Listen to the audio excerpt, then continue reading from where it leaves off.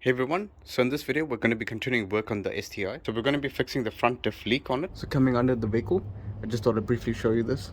This is the front drain valve for the front differential. It's torqued down to 70 Newton meters. This is referred to as the oil pan for the transmission. This one is torqued down to 50 Newton meters. And the fill bolt up there is torqued down to 50 Newton meters. So it does help to open up this bottom here, open this and open this drain here, both these two. It removes all the fluid and then reduces the drip that comes out here when you open up this retainer for the front differential. And it goes without saying, always open up your fill bolt before opening up the bottom, just in case you can't get that opened. Torque specs will be at the end of the video. Keep watching for that. These are the tools you require when completing this job. You'll need a breaker bar, a ratchet, a couple of extensions. All the sockets in order is a 10mm, a 12, a 14, a 17 and a 19mm socket. It's all metric because we're working on a Japanese vehicle. You'll need a T70 Torx bit. This is for the front diff drain. So the drain bolt uses a T70. You'll need a 32mm deep socket. This is for the axle nut. You might need a 17mm spanner. A 19 you'll definitely need for the suspension bolts. You'll need a pin punch or a hardened steel screwdriver, something similar, to hit the axle nut open. If you've got a split pin design, then you won't need that. Pliers to remove your split pin off your tie rod. A hammer and a bar similar to this to hit out the axle, but this will be explained a little later on in the video. If you have an impact gun similar to this, it makes life a little bit easier. And finally, this is an oil filter removal tool, but it works very well for the Sundial front diff retainer. To actually open it, it goes in the grooves perfectly and it opens it quite well. Do not use a screwdriver and a hammer to try and hit it open. Never ever do that. Either get the appropriate tool or use this design. Again, it will be explained a bit more later on in the video, so keep watching. So as you can see, I've already gone ahead and drained the oil. 14mm bolt, so you just need a 14mm socket to remove that bolt off the bottom of the sump of the 6-speed transmission. We have to drain it because of the leakage on this side, which you'll see now. As you can see, the leak is quite bad. As soon as the transmission starts to warm up and cool down, it leaks quite badly at the bottom. So you can see it dripping from the front diff drain and also the bottom of the transmission of the front differential. Whatever oil you drain out from the transmission, make sure you measure it. It's quite important so you know if it was low or something similar.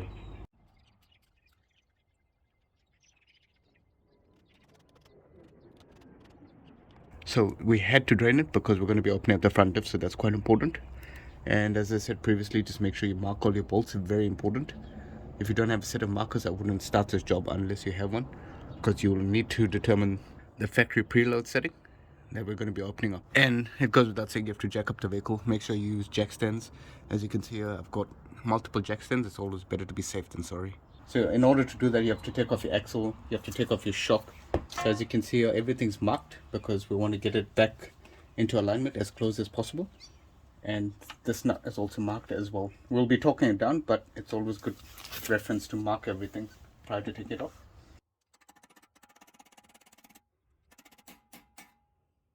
Once you have that lock head open, so in the nut, now we can go ahead and rattle it off.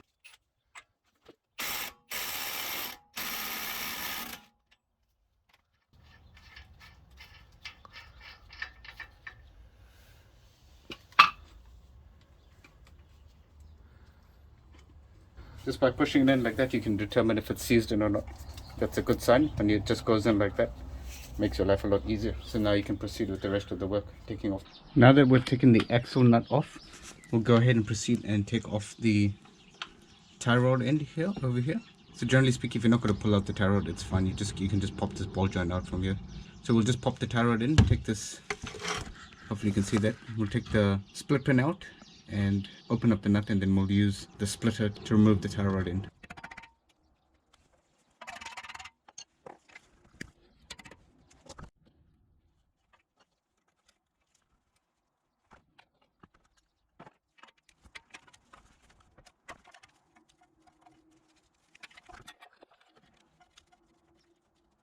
So two ways you can do this. So you can either hit the carrier over here or hit the nut at the top if you don't have the tool. But since we have the tool, we'll be using it just to push this down. If you're curious to know what the tool looks like, this is what it is. It's just got different pitman arm pullers. So this is one type, and I've got another one as well.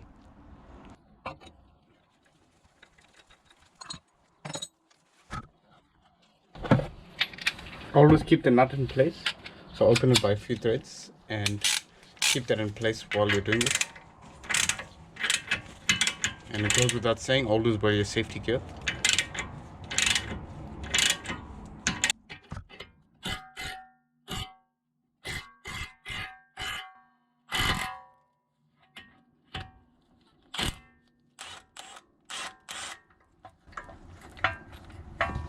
So as you would have seen there, it actually took quite a lot of force. That's why it's quite good to have these tools.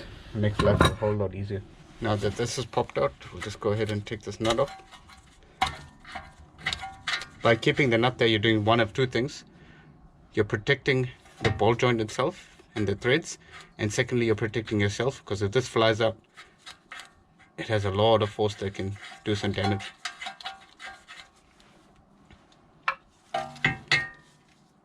Go ahead and take off your ABS sensor and your brake line on the rear of the vehicle as well. And you also want to take this brake line off at the back there as well. You want to keep a jack or a piece of wood or something similar ready, because when this hub falls, you want to secure it. So keep a jack stand or something nearby.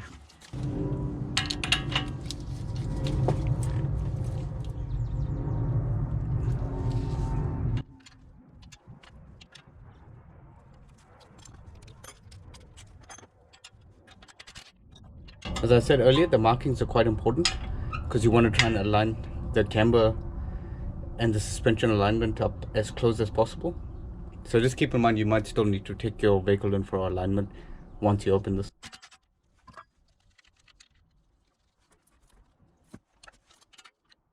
Notice this top bolt here. It's got a lobe here, so that's where the camber adjustment is. So keep the washer and the nut together.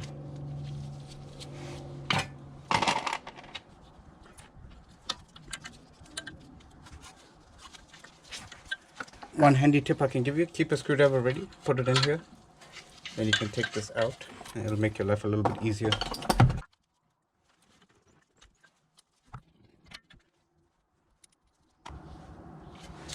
Now once we pull this out,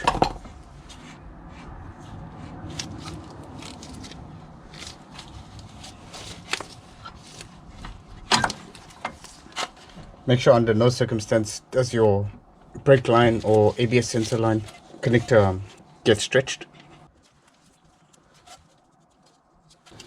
Just to be on the safe side, I'll just take this off as well.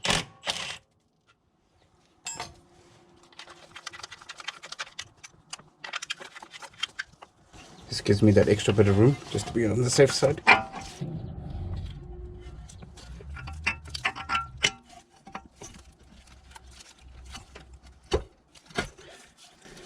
That's how you pull it out. Just when pulling it out, just be careful of the bearing and similar. Now we'll go underneath and pop the axle out from it. And like I said, just support this wheel hub assembly.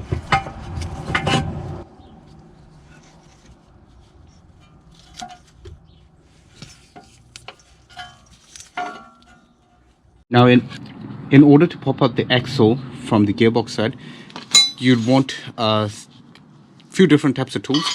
You need something like this sort of a bar, or this type of a little bit of a crowbar, or a long screwdriver.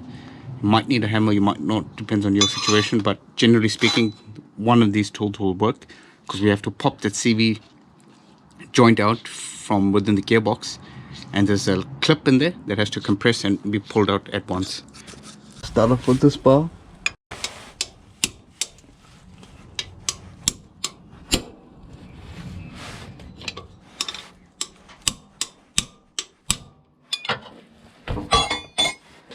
Just like that, how you saw it pop up. That's how you want to do it. Keep your container ready. Keep a container ready just in case oil or something comes out, but that's pretty much what you want to do.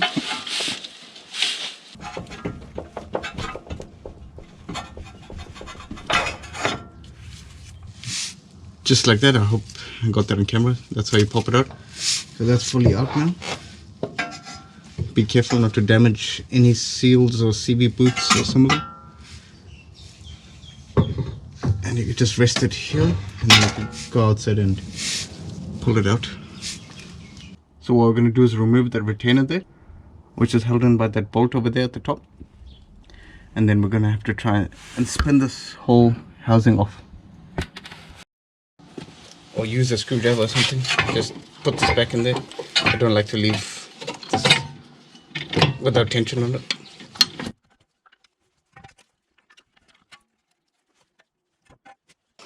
Before removing the retaining lock or anything similar, make sure you give this whole area another clean.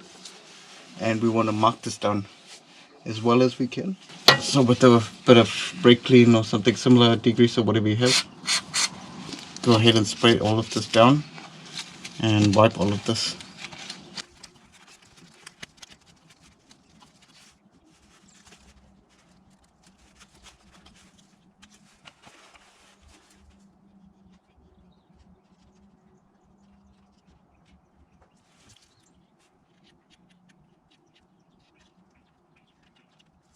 I'm just using 2 markers just in case, just to be on the safe side. And the orange will be when it comes out.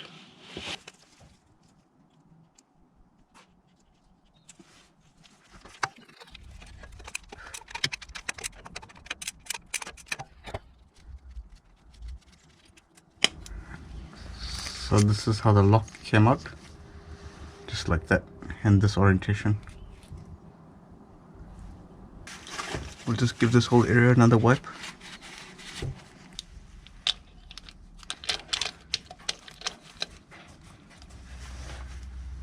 This is an unorthodox method of trying to open it. I've never tried it, so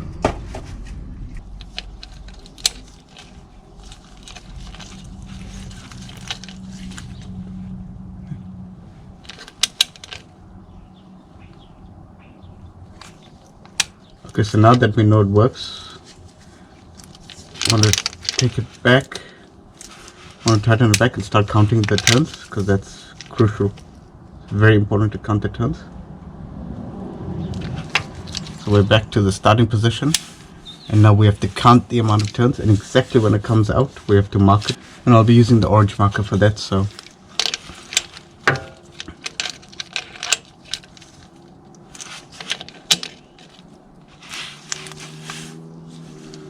as you would have just seen, this tool worked extremely well.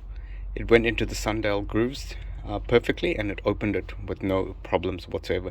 And as you'll see later on in the video as well, you can easily set the preload with this, no problem whatsoever. So I've never seen anyone else use it. So if you do see someone else in the future using it in their videos, you know you've seen it here first. I'll put a link down in the description of what this tool is. It's just an oil filter removal tool.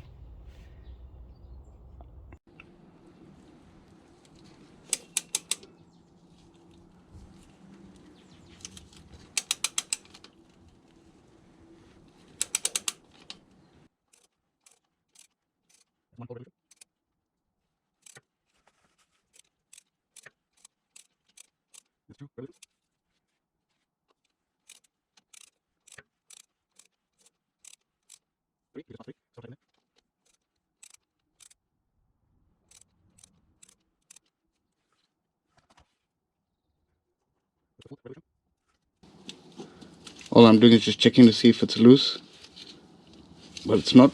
So that's the 4th one.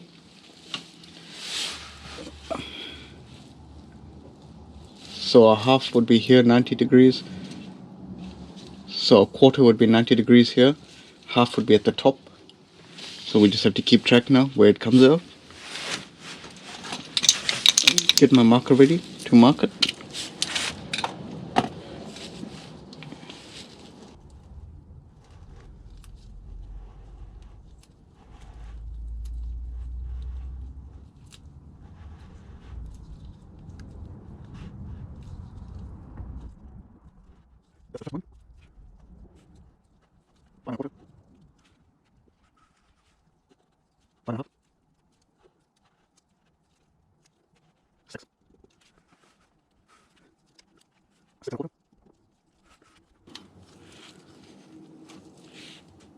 6.5 turns.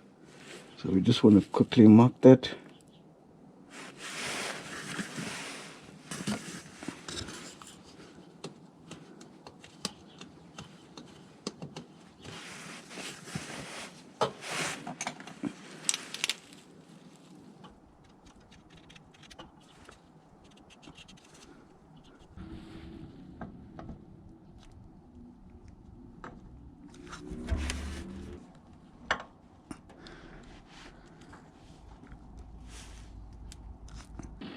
So as you saw there was 6.5 turns roughly.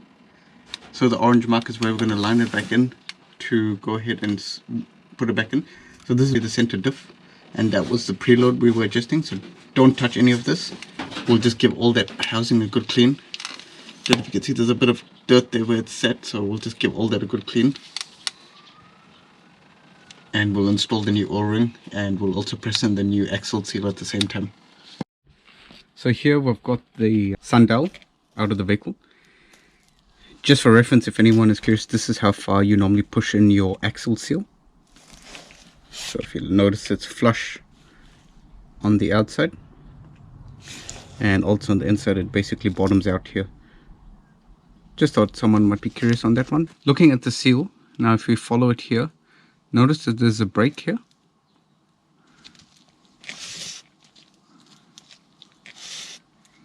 So it's a complete seal, but for some reason there's a break here, and also there's certain parts that are flat over here. So if you remember, the yellow is where it was at the bottom, so that would have been just about here. So this is where it was leaking from originally. So we'll go ahead and pull the seal out.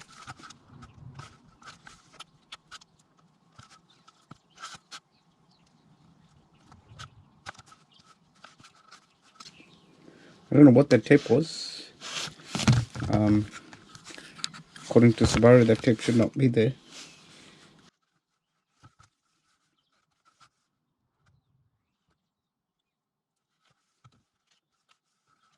So this is that O-ring. I suppose this might have been the old one, and someone has just doubled up on it, and they've tried putting some Teflon tape or something, or I'm just not sure. I'll just go to the parts diagram and just confirm that it's definitely just the one single seal that I require, and the one axle seal. We know the axle seal is standard, but it's just this internal seal we just need to make sure, so we'll just double check that.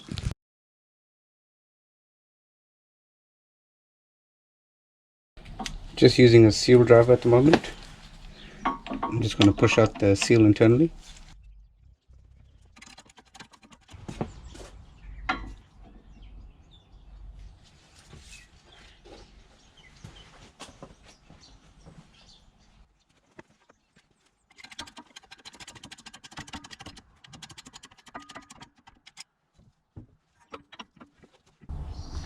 And here's the seal. Press start from there. So these are directional seals, so just make sure you remember that, very important. Left and right are different. So all of this has been cleaned internally, in here and in here. New seal is here, part number is here. It will be listed in the description as well. So what we're going to do is we're going to use the old seal on top of this seal here, and then we're just going to use a 38mm socket to push that in.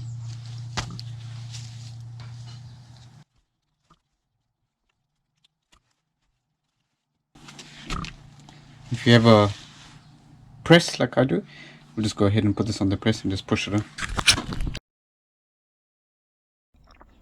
Whenever changing axle seals, as I mentioned earlier, they are directional.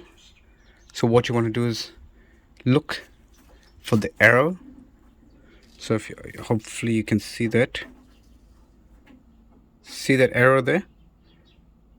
That indicates which side of the vehicle, because the axle spin clockwise. So this is the left side of the vehicle. So that means this is the left axle seal. So looking at the vehicle this way, so regardless if you're in the States or Japan or anywhere else in the world, this is on the left hand side of the vehicle. So if that arrow points down, as you can see there, that indicates that the axle goes down this way, and that's for this side. So just remember, that's very important. And obviously the driver's side will point the other way, which indicates, so if for example, if you were to get this on the driver's, so we're on the driver's side of the vehicle now. So imagine the gearbox is underneath there and the seal is in here. So have a look at the seal now, which way it's pointing. So that's anti-clockwise, so that's incorrect. So that's how you determine which side which seal goes into. So just remember, that's very important.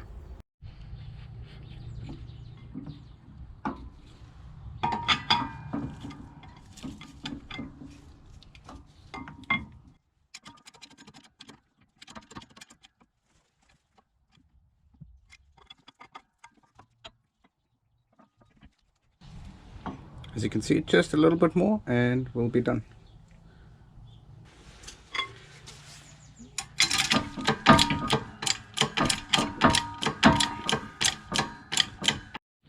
Now we've got the new seal installed. So notice the height, just for your own reference, if you need to check for your own reference. It's kind of just below or just about flush. As long as you get it flush with the housing, it's perfectly fine. So now we'll go ahead and oil it. If you've watched my other videos, you'll know that I like to use the heavy duty Lucas oil just to oil the internals of here. So you can either put some grease here or you can use some of the oil. It doesn't really matter. If you are hitting this seal in, I normally recommend packing this in here just to prevent the spring from popping out. Watch my other video, the Driveline video, if you want to see a bit more on that.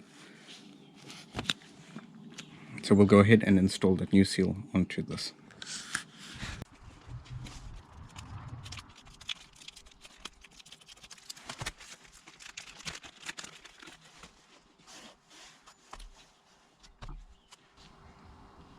I'll just lube up the O-ring before putting it on.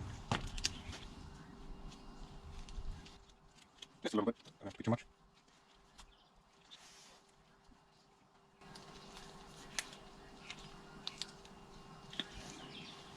That's the O-ring over there.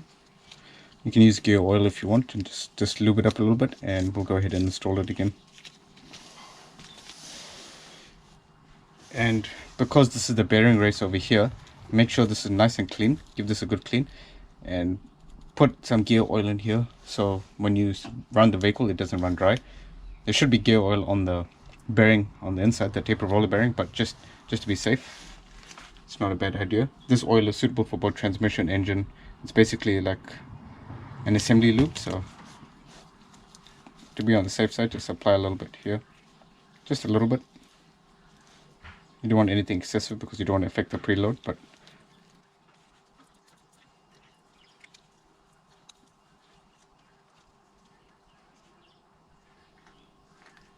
I will go back underneath the vehicle and reinstall it. So my orange mark started here. So I'll take my orange mark here on the sundial.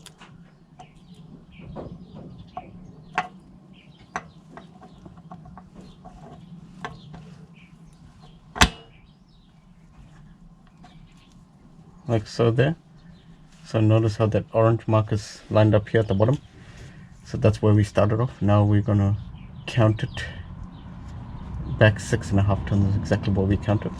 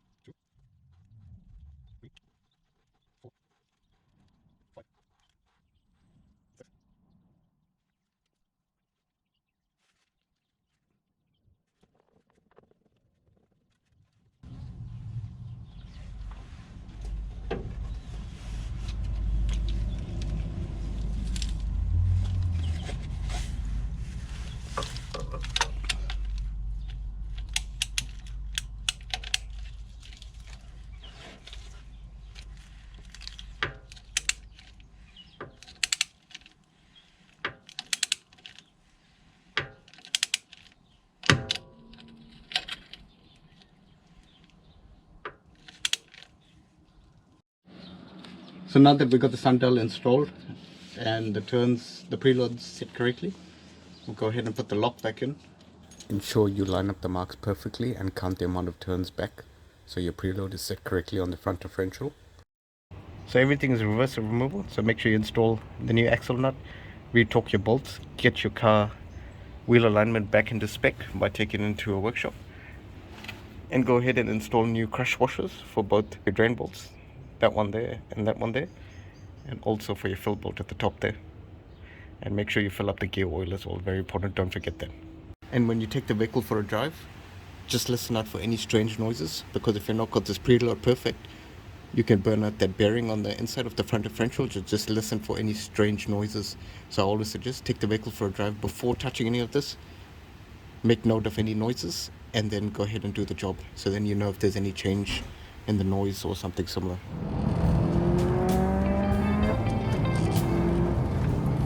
And the torque specs will be coming up next, so follow through with that. Thanks for watching, everyone. See ya.